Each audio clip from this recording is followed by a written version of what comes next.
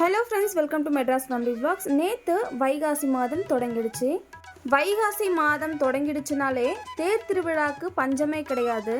அதுலேயும் வைகாசி மாதம் வருகிற வைகாசி விசாகம் முருகப்பெருமானுக்கு சிறந்த திருநாளாக கொண்டாடப்பட்டு வருகிறது. வருகிற 16ஆம் தேதி, அதாவது நாளைக்கு வியாழக்கிழமை 16ஆம் தேதி பழனி ஆண்டவரோட உற்சவ திருநாள் ஸ்டார்ட் ஆக போகுது.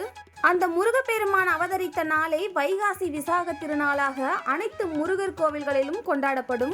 அதுலேயும் உலக பிரசித்தி பெற்ற பழனி முருகன் கோவில்ல வைகாசி விசாக திருவிழா ஆண்டுதோறும் விமர்சையாக கொண்டாடப்பட்டு வருகிறது.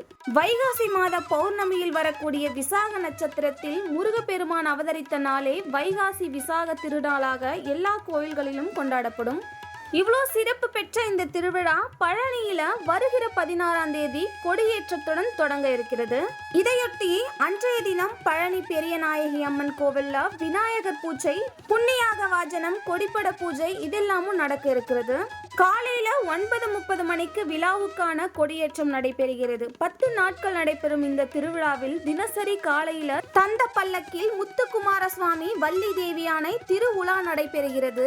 இது மட்டும் இல்லாம இரவு நேரத்துல வெள்ளி காமதேனு, ஆட்டுக்கிடா, யானை, பிடாரி, மயில் மற்றும் தங்கமயில், தங்க குதிரை, புதுச்சேரி சர்ப்பம் போன்ற வாகனங்களில் சுவாமி புறப்பாடு நடைபெறுகிறது.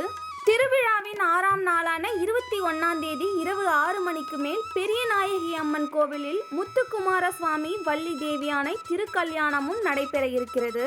அடுத்த நாள் 22ஆம் தேதி வைகாசி விசாக நாளன்று பெரியநாயகி அம்மன் கோவில்ல முத்துக்குமார சுவாமிக்கு தோளுக்கினியான் வாகனத்தில் எழுந்தருள இருக்கிறார். அதையடுத்து காலையில 11 மணிக்கு மேல திருத்தேரோட்டமும், மாலை 4:30 மணிக்கு திருத்தேர் வடம் பிடித்தலை தொடர்ந்து தேரோட்டமும் நடைபெறுகிறது.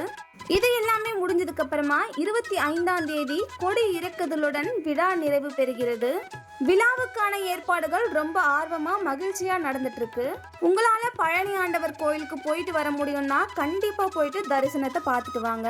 வைகாசி விசாகத்தை பத்தியும் முருகப்பெருமான் தோன்றிய கதையை பத்தியும் அடுத்த விளாக்ல நான் கொடுக்குறேன். நம்ம சேனலை புதுசாக பார்க்குறீங்க அப்படின்னா கண்டிப்பாக சப்ஸ்கிரைப் பண்ணிக்கோங்க. பக்கத்தில் இருக்க பெல் ஐக்கானை கிளிக் பண்ணிக்கோங்க. அப்போ தான் நான் போடுற அடுத்தடுத்த வீடியோ உங்களுக்கு டக்குன்னு ஒரு நோட்டிஃபிகேஷனாக வரும். இந்த வீடியோ பிடிச்சிருந்தா லைக் அண்ட் ஷேர் பண்ணிவிட்டு நம்ம சேனலை சப்ஸ்கிரைப் பண்ணிக்கோங்க. டாடா, பாய்.